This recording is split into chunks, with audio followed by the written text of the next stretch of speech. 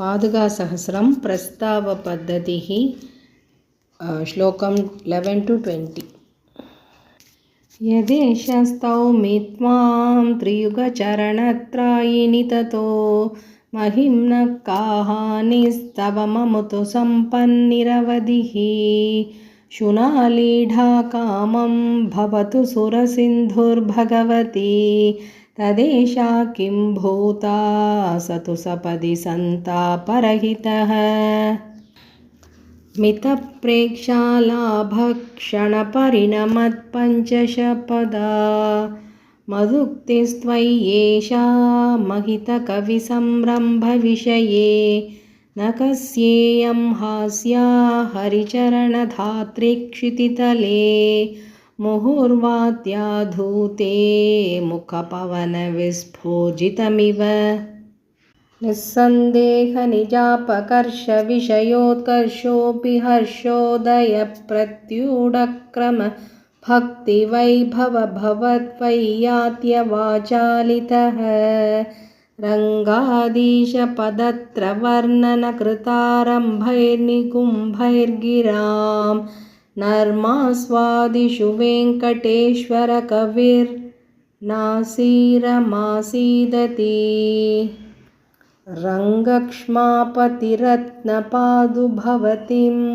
तुष्टुशतो मे जवात् जृम्भन्तां भवदीयसिञ्चितसुधा सन्दोहसन्देहदाः श्लाघाघूर्णितचन्द्रशेखरजडा जङ्घालगङ्गापयः त्रासादेशविशृङ्खलप्रशरनोत्सिक्ता स्वयं सूक्तयः हिमवन्नलसेतुमध्यभाजां भरताभ्यर्चितपादुकावतंसः अतपोदनधर्मतः कवीनाम् अखिलेष्वस्मि मनोरथेष्वबाह्यः अनिदं प्रथमस्य शब्दराशेः पदं रङ्गधुरिणः पादुके त्वां गतभीतिरभिष्टुवन्विमोहात् परिहासेन विनोदयामि नाथम् वृत्तिभिर्बहुविधाभिराश्रिता वेङ्कटेश्वरकवेः सरस्वती अद्य रङ्गपतिरत्नपादुके नर्तकीव भवतीं निषेवताम् अपारकरुणाम्बुधेस्तव खलु प्रसादादहं विधातुमपि शक्नुयां शतसहस्रिकां संहितां तथापि हरिपादुके तव गुणौघलेशस्थितेः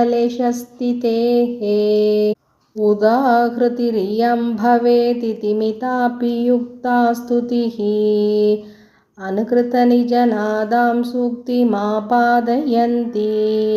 मनसि वचसि च त्वं सावधाना मम स्याः निशमयति यथासौ निद्रया दूरमुक्तः परिषति सह लक्ष्म्या पादुके रङ्गनाथः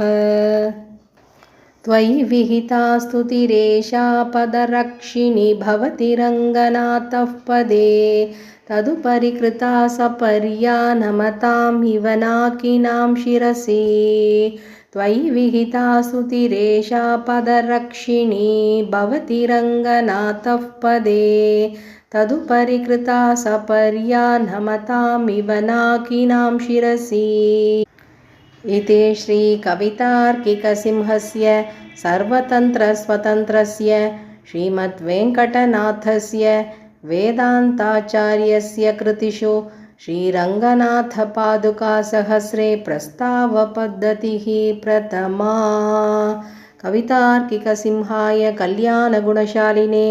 श्रीमते वेङ्कटेशाय वेदान्तगुरवे नमः। श्रीमते रामानुजाय नमः।